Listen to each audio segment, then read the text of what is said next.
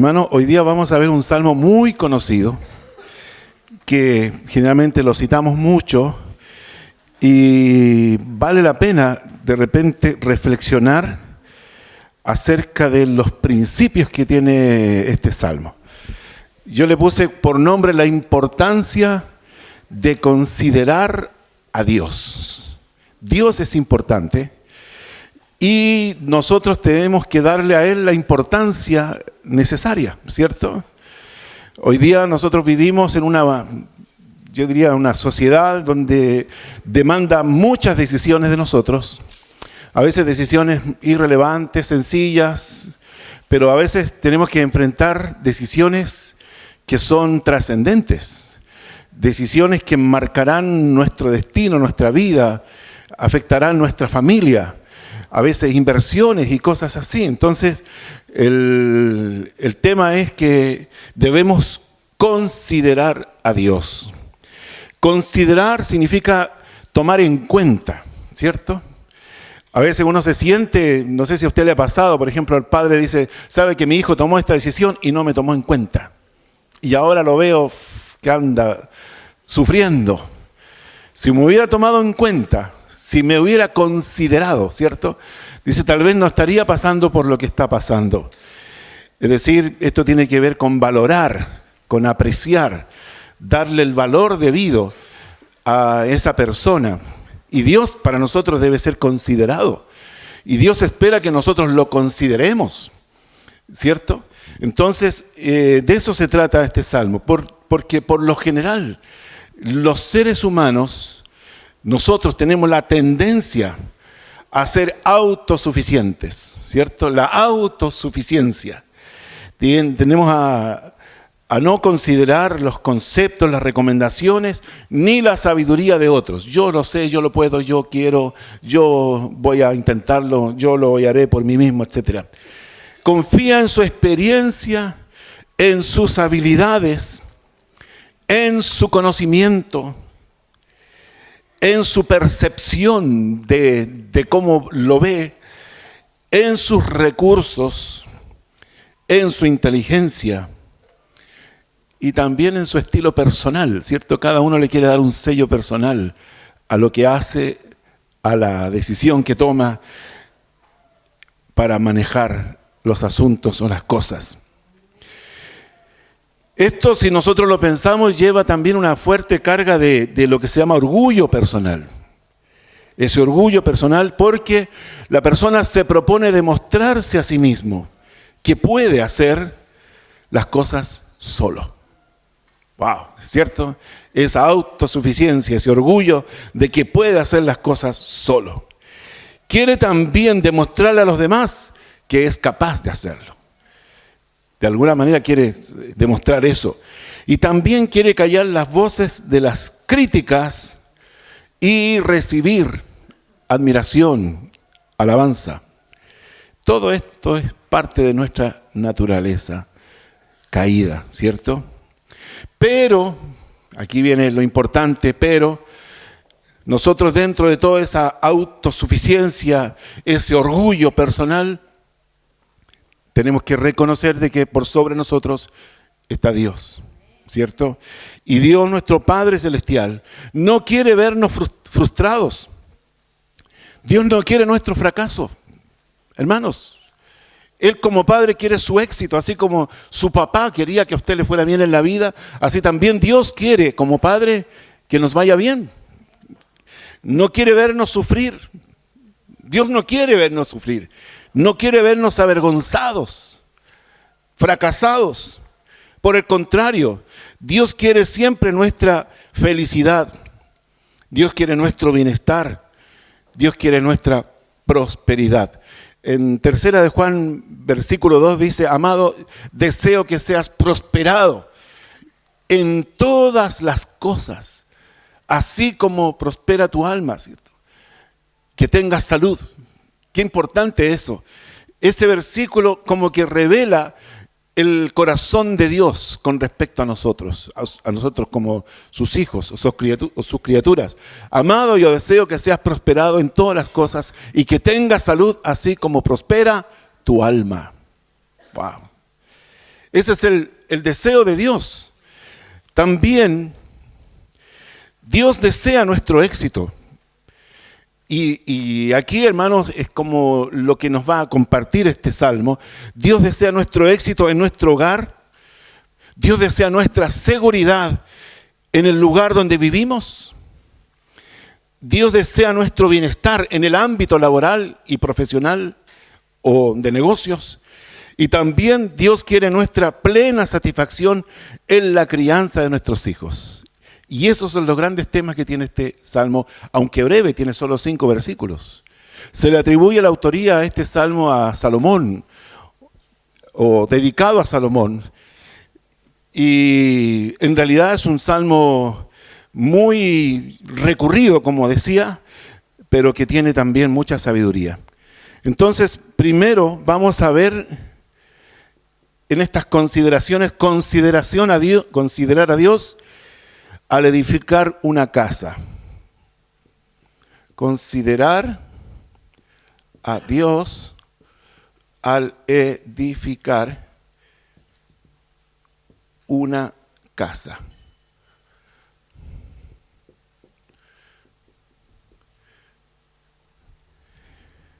Dice, si Jehová no edificare la casa, en vano trabajan los que la edifican. Es fuerte eso, ¿cierto? Es directo. Si Jehová, comienza con esta condición, si Jehová, ¿cierto? Si el Señor, si Dios. Esto es la condición. Y fíjese que aparece esta palabra en vano. En vano, y está 3 veces consecutiva. En vano trabajan los que la edifican. Luego, en vano vela la guardia, refiriéndose a la ciudad. Y luego, en vano, tu afán de levantarte tan temprano en la madrugada y acostarte tan tarde para descansar. En vano. 3 veces en vano, para que lo consideremos. Si no consideramos a Dios en la edificación de nuestro hogar, no habrá nada que garantice nuestro éxito. Eso es radical, ¿cierto? Si yo no considero a Dios en la forma en que yo edifico mi casa o mi familia o mi hogar, en vano estaré trabajando. En algún minuto eso se me puede caer. Y hoy día, hermanos, hay una sociedad tan desvinculada de Dios y de los propósitos de Dios que estamos viviendo este tema de la crisis del matrimonio, por ejemplo, donde han aumentado mucho las estadísticas de los fracasos, separaciones, anulidades, divorcios, etc. Por ejemplo, todo constructor, una persona que quiere hacer un edificio, una casa, todo constructor, por muy inteligente que sea, puede tener mucha capacidad, ¿cierto? Por mucha experiencia que tenga y por muy buenos materiales que emplee, estoy hablando de 3 cosas: inteligencia, experiencia y calidad de los materiales que emplee, debe siempre, sí o sí, considerar, por ejemplo, la ley de la gravedad en la construcción de la casa. Todo constructor sabe que tiene que respetar la plomada y el nivel. No puede desentenderse de esa ley. La ley de la gravedad realmente está presente en toda buena construcción. La plomada y el nivel. ¡Wow! Hermanos, qué interesante es esto. Hay otros elementos, ¿cierto? Por ejemplo, la calidad del suelo. ¿Hasta dónde? ¿Qué resistencia tiene ese suelo? ¿Qué tipo de materiales, etcétera? La combinación de todos ellos. Pero la plomada y el nivel marcan desde el inicio toda buena construcción. Yo pensaba en la plomada, que es, ¿cierto? Tiene que ser tan exacta, que nos habla de una relación vertical con Dios. Y el nivel, ¿cierto? Nos habla de una relación horizontal, y que puede ser la relación horizontal entre nosotros. Bueno, es solo un ejemplo. Estos elementos de la construcción pueden garantizar cierto que el edificio, la casa, estará segura. De la misma manera, Dios, como creador de la ley de gravedad, también Dios tiene leyes espirituales que nosotros debemos considerar, que debemos respetar si queremos un hogar feliz, un hogar duradero. O sea, yo no puedo pensar en que yo voy a construir mi familia a mi pinta y esperar que eso funcione bien para toda la vida. Nadie puede garantizar eso, pero solo Dios puede garantizarlo. Que usted pueda cumplir 10, 20, 30, 40 años de matrimonio, 50, y bien, en una buena relación. ¿Quién puede garantizarlo? Solamente la palabra de Dios, solamente Dios. Porque Dios tiene leyes, Dios tiene, podríamos decir, principios que nos ayudan a nosotros a cómo construir nuestro hogar, nuestra familia. La palabra de Dios abunda en directrices que debemos tomar en cuenta, como por ejemplo temas relacionados, por decirlo, del amor de la pareja. ¿Dónde está el amor de la pareja? ¿Cierto? Podemos ver Cantar de los Cantares. Podemos ver, por ejemplo, la comunicación en el matrimonio, de acuerdo a los principios del libro de Efesios. Ahí están todos los principios que tienen que ver con la comunicación. La solución de conflictos en el mismo libro de Efesios y otros más del apóstol San Pablo. El amor íntimo, 1 Corintios 7. Sí, 1 Corintios 7. También capítulo 24 de Génesis y así otros. Las finanzas en el hogar, hermanos, la administración de los recursos de la familia también están en el libro de los Proverbios. El tema de la fidelidad, de la exclusividad. Se unirá a su mujer y serán una sola carne. La confianza también, ¿cierto? El amor todo lo puede, todo lo cree, todo lo espera, todo lo soporta. El respeto, donde el Señor establece que la esposa debe respetar al marido. Y eso de respeto hay que mantenerlo, conservarlo permanentemente. La autoridad en el hogar, ¿cierto? ¿Quiénes son los líderes? ¿Quiénes son cabeza en la familia y en el matrimonio? La disciplina, si usted mira el libro de los Proverbios, encontrará que hay muchos principios que tienen que ver con la disciplina. Aunque hay leyes que van directamente en contra, leyes, yo diría, del mundo, leyes terrenales que van en contra de las leyes espirituales o de las leyes divinas que establecen la crianza, el castigo, la disciplina. Pero sin embargo, hermanos, vemos una sociedad totalmente sobrepasada en cuanto al comportamiento de los niños y de los jóvenes en este tiempo, porque le faltó la firmeza, porque no consideraron a Dios en todo esto. Y así podemos tomar muchos temas más. Por eso, cuando dice, si Jehová no edifica la casa. En la construcción, aparte de respetar la ley de la gravedad, ¿cierto? A través del nivel de la plomada, también hay otros elementos que nosotros consideramos, ¿cierto? La calidad de los materiales, la calidad del ladrillo, la calidad del cemento. Un buen albañil sabe de qué manera puede ver si ese cemento está en buen estado, si la arena es óptima, si tiene mucha tierra. La calidad de la mezcla, cuánto es el agua que se debe echar, tantas cosas. Qué triste sería que al pasar los años el hogar se destruya, como muchos se han destruido. La familia se desmorona y se lamente. El fracaso de años y donde se tenga que reconocer que fue buena, entre comillas, buena la intención, pero un triste final. Si el Señor no edifica tu casa, en vano. Y cuando hablo en vano, estoy hablando de personas que a veces tienen fracasos en su vida matrimonial y pasaron muchos años. Después de 20 años, un fracaso matrimonial. Y hoy día se está dando. Pero después de 20 años, ¿quién te va a querer? ¿Cierto? Claro, ¿cierto?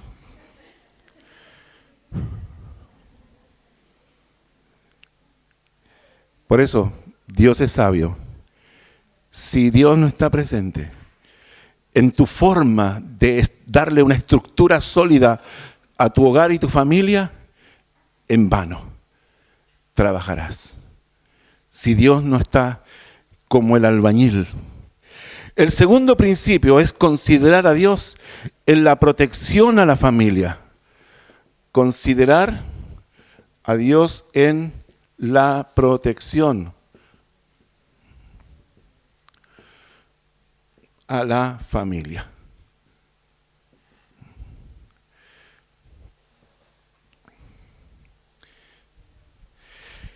No solo es el lugar donde yo vivo internamente, sino que también el lugar de mi entorno, donde yo ubico mi casa.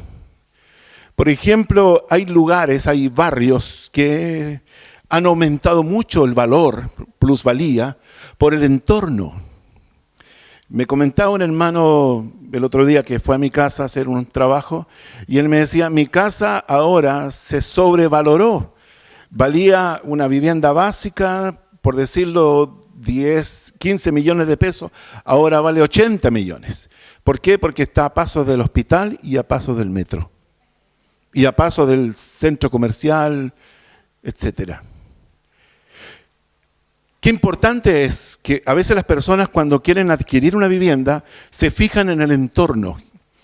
¿Cómo está la seguridad de ese lugar?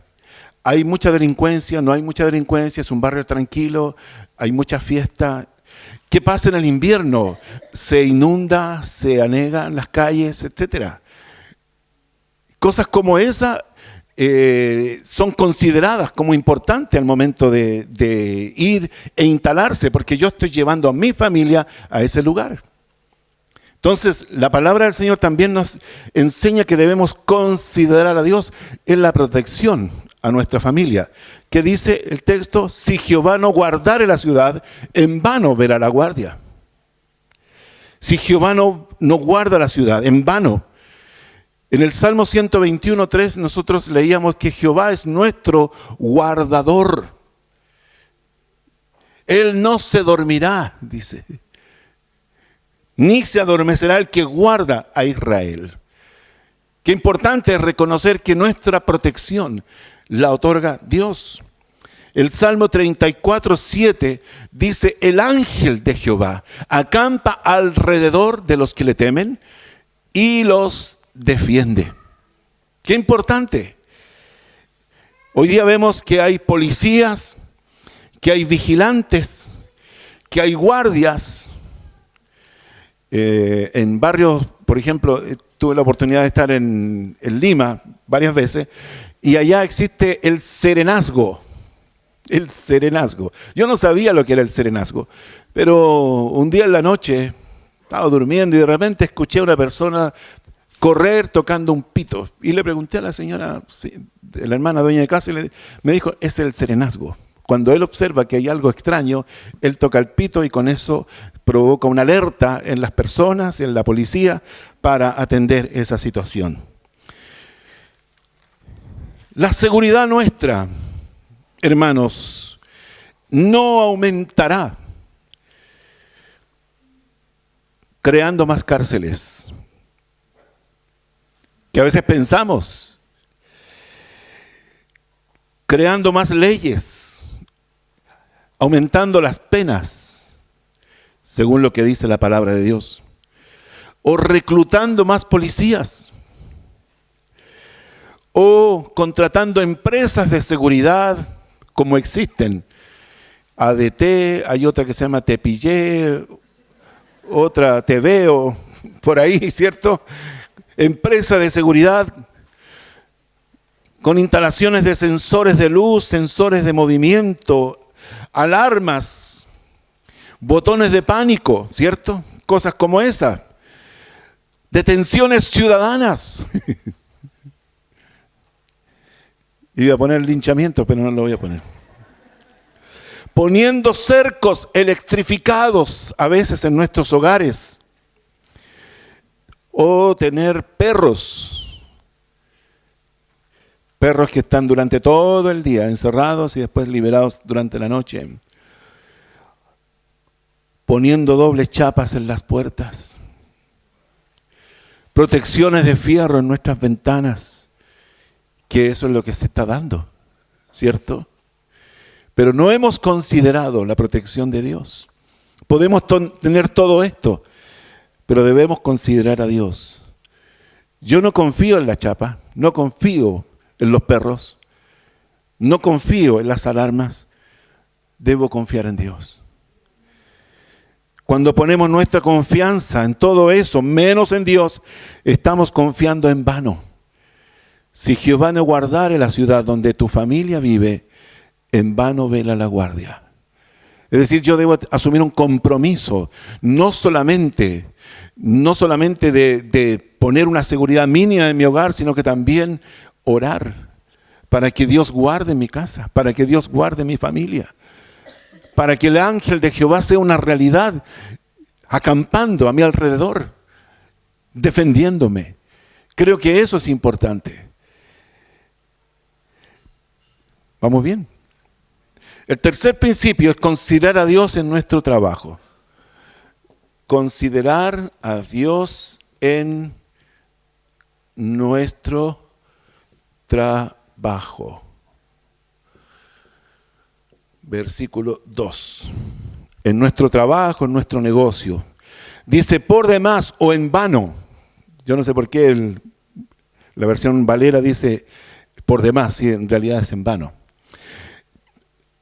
En vano o por demás es que os levantéis de madrugada y vayáis tarde a reposar, y que comáis pan de dolores, pues que a su amado dará Dios el sueño. Los trabajos fatigosos, los que le roban tiempo a la noche y a las primeras horas del día, cosa que es muy común hoy día, ¿cierto? Levantarse de noche y acostarse tarde de noche. Los que madrugan y trasnochan para sacar mayores beneficios económicos. Hoy día vivimos este fenómeno. La gente ha ido aumentando sus horas de trabajo. Yo trabajé en empresas, hermano, y me sorprendía que algunos duplicaban su sueldo por las horas extraordinarias. Algunos se enojaban y comentaban, decían, a este no lo pueden ver en la casa, por eso tiene que quedarse aquí.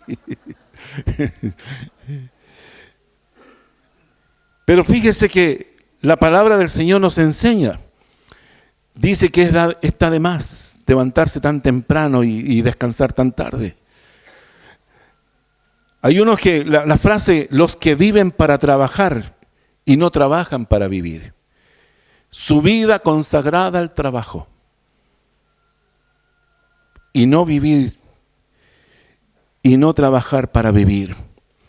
Los que miran como pérdida el descansar a lo menos un día a la semana. Si Dios trabajó 6 días y 1 lo dedicó al descanso, ¿seremos nosotros mejores que Dios porque no hacemos eso de dejar un día de los 7? Los que dejan de congregarse por ganar más dinero. Porque el negocio, si yo cierro el día domingo, pastor, pierdo la clientela. Wow, como si Dios no supiera lo que tú necesitas. Los que tienen un trabajo lleno de penalidades y preocupaciones, viviendo bajo estrés, viviendo bajo esa triste condición de una persona tan afanosa, luchando por mejorar, entre comillas, la calidad de vida. Cuando en realidad en esas condiciones él mismo está atentando contra sí mismo y contra quienes, entre comillas, más ama, su familia. La vida llena de afanes por tratar de asegurarse el sustento. Los que hacen de su vida un negocio y sacrifican el ocio. Negocio, ocio.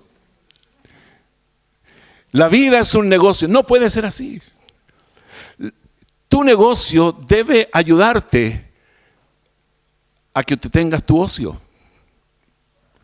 Entendiendo como ocio el tiempo disponible para hacer algo por gusto y no por deber. Wow. Qué importante es. Yo debo tener un equilibrio. Mi negocio debe darme el tiempo de ocio. Si no, no sería vida. Qué importante es esto. Encontré un texto que me gustó mucho. Es el Proverbio 10:22. Proverbio 10:22 dice: la bendición de Jehová es la que enriquece y no añade tristeza con ella. Anótelo. La bendición de Jehová es la que te enriquece y Dios no añade tristeza en ella. Wow. Hermanos, Dios quiere nuestra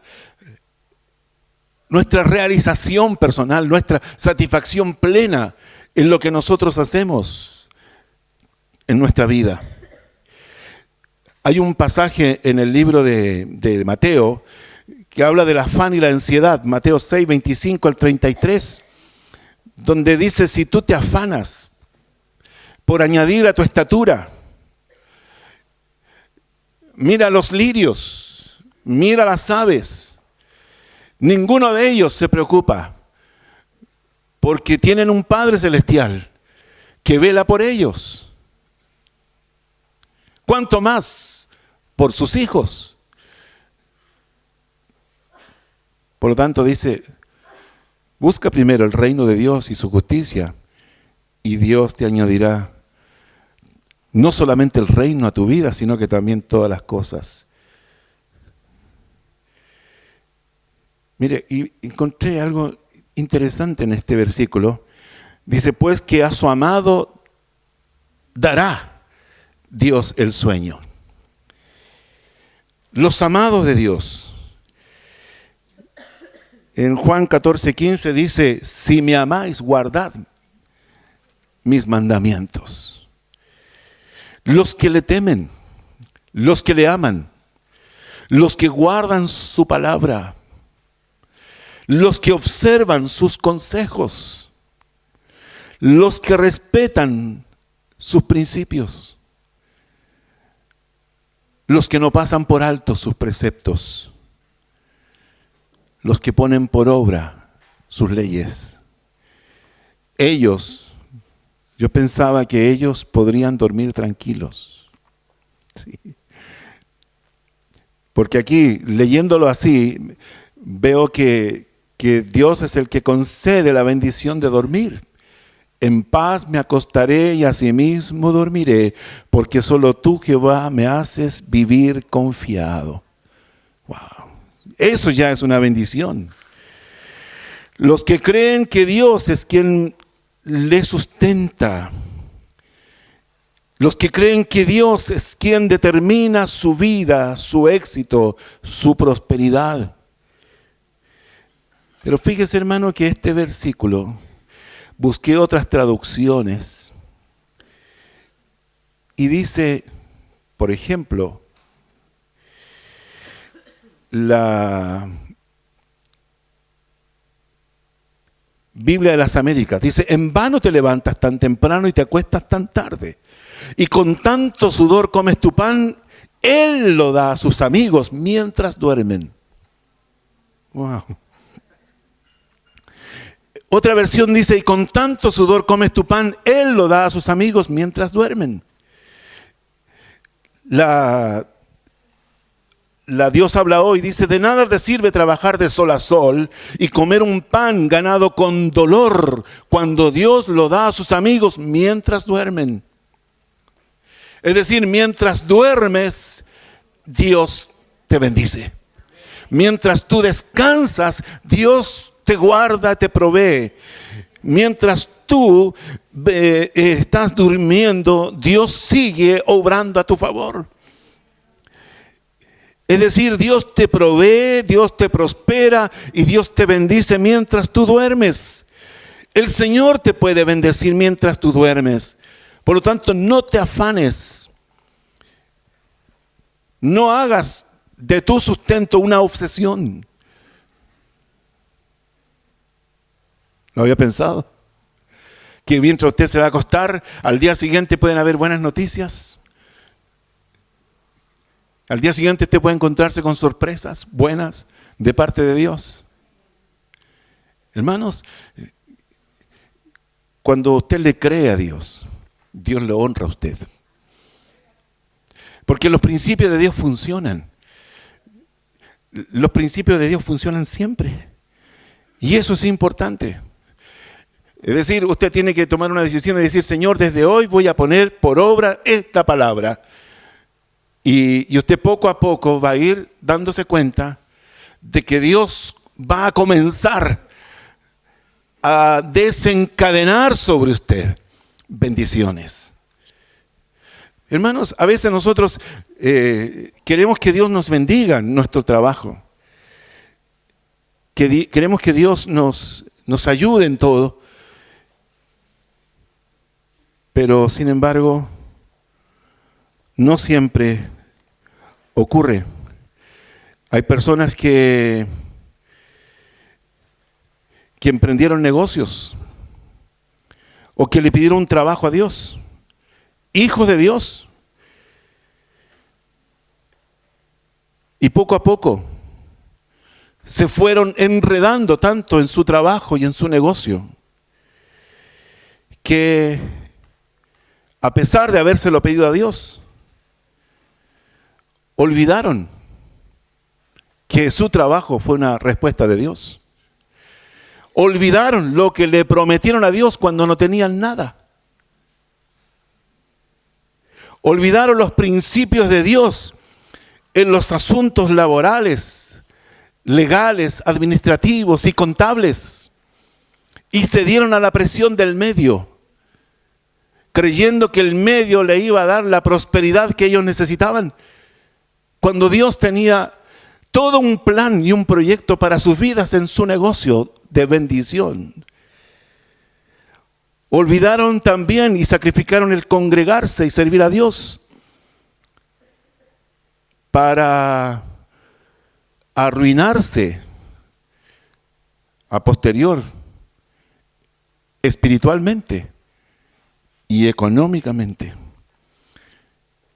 terminando después decepcionados de Dios y renegando contra Dios como si Dios hubiera sido el culpable de esa situación. Hermanos, uno lo ve esto, pero yo quiero decirle que el que considera a Dios, la importancia de considerar a Dios, nunca le va a ir mal. Probablemente tú comiences un negocio o un trabajo y te va mal, pero tal vez no era lo que Dios tenía para ti. Y Dios no dejará de tener el pan nuestro de cada día en tu mesa, aunque tú pases por momentos de aflicción y no tengas la orientación o la respuesta para tomar una decisión. Pero Dios siempre te abrirá una puerta, Dios siempre te mostrará un camino. Pero Dios sabe lo que hay detrás de eso. Y Dios conoce el futuro de lo que puede ocurrir si tú sigues por ese lugar. Por lo tanto, qué importante es considerar también este principio que tiene que ver con mi negocio, con mi trabajo, con mi profesión. ¿Estamos bien? Ay, hermanos. Lo cuarto es considerar a Dios en la formación de nuestros hijos.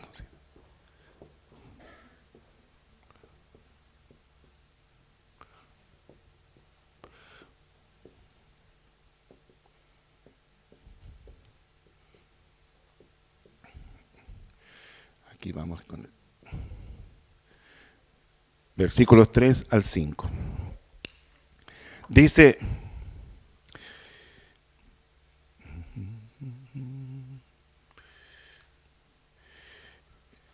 versículo 13, aquí herencia de Jehová son los hijos, cosa de estima el fruto del vientre. Primero consideremos que los hijos son una herencia de Dios. Los hijos son un voto de confianza en esas personas. Son los hijos los que continúan o perpetúan tu linaje. Wow. Como una herencia. Son los hijos los que llevarán el legado a la próxima generación. Yo debo administrar la vida de ellos y transmitirles el legado de lo que Dios ha hecho en mí, que no es lo mismo que la herencia. El legado es el conjunto de principios y valores que uno adquirió y que le dieron su prestigio. Son los hijos los que transmitirán la fe y los valores cristianos a las nuevas generaciones.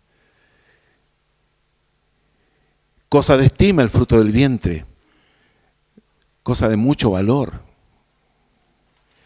Leí una reflexión, hermano, un debate en el Congreso acerca de esto.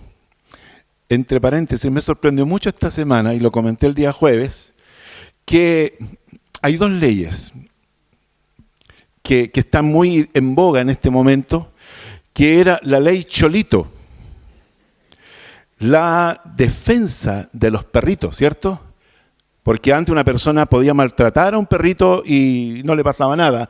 Ahora hay penas, multas asociadas a eso porque se aprobó la ley Cholito para ayudar, ¿cierto?, a los perritos. Pero también está en debate la ley del aborto. Es decir, en la ley Cholito estamos cuidando a los perritos y en la ley aborto estamos matando a los niñitos. Wow. Hermanos, dígame si no le llama la atención todo esto. Y dentro de este debate había una persona que decían, son las madres las que dicen estoy esperando un hijo. Y son las madres las que van al médico para ver cómo está ese hijo. Cómo va, ¿cierto? Y tienen el registro, ¿cierto?, de la ecografía y lo muestran, ¿cierto?, de que ahí está su hijo. Y lo muestran a los hermanitos mayores y dicen, mira, este es tu hermanito, está así, ¿cierto? Sin embargo, las que no son madres dicen que están embarazadas de un feto. No es un hijo, es un feto. Y la discusión del aborto, de las leyes estas, tienen que ver con feto, no con niños. El Señor nos ayude. Cosa de estima el fruto del vientre. Como saetas en manos del valiente, así son los hijos sabidos en la juventud. Como flechas en tu mano. Flechas que tú debes darle dirección. Flechas donde tú consciente o inconscientemente le das un destino, un camino, un blanco. Tú proyectas la vida de tus hijos, consciente o inconscientemente, con el estilo de vida que tienes. Wow. Somos responsables de hacia dónde están dirigiendo su vida nuestros hijos. Con tu ejemplo, con tu estilo de vida, con tu forma de hablar, con tu forma de pensar, tú puedes marcar la diferencia en tus hijos entre lo bueno y lo malo, entre lo decente y lo indecente, entre la honradez y la falta de honestidad, puede ser, entre lo eterno y lo material. A veces hay familias muy enfocadas hacia las cosas materiales y no hacia las cosas eternas. Entre lo trivial o light y lo importante. Entre los valores y los antivalores. Tú marcas esa diferencia. Entre la generosidad y la mezquindad. Entre el egoísmo y el servicio. Entre la responsabilidad o la irresponsabilidad. Entre la paz o la agresión y la violencia. Entre la abstinencia o el desenfreno. Entre la fidelidad o la infidelidad. Las flechas en tu aljaba están seguras, pero en algún minuto tú las soltarás. Y cuando tú las sueltes, ahí recién vas a darte cuenta y te sorprenderás el curso que estas flechas llevan. Y Dios te dice, bienaventurado el hombre que me consideró en la crianza, en la educación de tus hijos. Las flechas o los hijos te darán prestigio o desprestigio.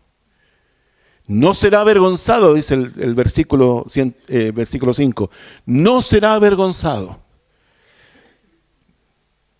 Te darán honra o te darán deshonra. Tus enemigos tendrán argumentos contra ti o no tendrán argumentos. No serás avergonzado cuando hables con los enemigos en la puerta. Esa es la promesa de Dios. No serás avergonzado. Cuando habla de las puertas, está hablando de tribunales. Está hablando de los lugares donde se llevaban los litigios, los pleitos, las demandas. No serás avergonzado si consideras al Señor en la formación de tus hijos. Y tu vida será trascendente, bienaventurados. Bienaventurado. Tu vida trascenderá llena de honra para que glorifiques al Dios que consideraste en tu estilo de criar a tus hijos. Hermanos, vale la pena considerar a Dios. Primero, en la construcción de tu propia familia. Tú estás a tiempo tal vez de hacer ajustes. Si Dios te trajo hoy a esta casa, a esta palabra, es porque estás a tiempo de hacer ajustes. Para que corrijas las debilidades que tiene la edificación de tu casa. Segundo, puedes encomendar a Dios la protección de tu familia en su entorno. Que Dios también esté guardando tu ciudad. Si no, en vano gastarás mucho en seguridad. Tercero, estás a tiempo de hacer ajustes en tu actividad laboral, profesional o de negocios. Incorporar a Dios en esos principios te ayudarán a que no te desgastes ni te estreses por culpa del tipo de trabajo que tienes. Y cuarto, Dios te dará sabiduría para que puedas dirigir, aconsejar, educar, criar y disciplinar a la herencia que Dios puso en tus manos, que son tus propios hijos. Amén. Amén. Oramos, Señor, queremos darte gracias por la palabra que tú has traído para nosotros esta mañana. Señor, estamos aquí disfrutando de tu gracia y de tu misericordia. Señor, qué bueno eres tú, Padre, que nos abres el entendimiento para recibir esta palabra, para que sea depositada, Señor, en lo más sublime de nuestra mente, de nuestro espíritu, para que de allí, Señor, y a partir de ahí, comencemos a hacer los ajustes, comencemos a tomar las decisiones, comencemos a modificar nuestras actitudes y comencemos, Señor, a caminar en fe, que tu palabra, Señor, comience a tomar vida y cuerpo en nuestra forma de ser. Yo te ruego, Dios de la gloria, que si hay alguno que ha venido aquí con alguna necesidad, con algún fracaso, este es el tiempo, Señor, de reconocer delante de ti que tú, Señor, nos has traído porque nos quieres bendecir. Señor, te doy gracias por esta palabra. Yo te ruego, Dios mío, que pueda cada uno de tus hijos considerar que este día es una oportunidad gloriosa de vincularnos en nuestro hogar, nuestra familia, nuestro trabajo y nuestros hijos. Vincularnos, Señor, a tus principios. Señor, gracias porque tú eres un Padre que nos ama tanto, que ha establecido leyes, Señor, que no fallan, principios que al aplicarlos, Señor, sorprendentemente funcionan, aún a pesar de nuestra desconfianza o de nuestra lógica. Tu palabra es fiel, es infalible. Gracias, Señor, por cada uno de mis hermanos. Que esta mañana, Señor, cada uno pueda tomar victoria Si ha identificado algún área de su vida que no ha funcionado bien, yo te ruego, Señor, que esta mañana pueda decir: Señor, este es mi problema y ayúdame, Señor. Te doy gracias, Señor, porque sé que ya lo estás haciendo. En el nombre de Jesús. En el nombre de Jesús. Gracias, Señor.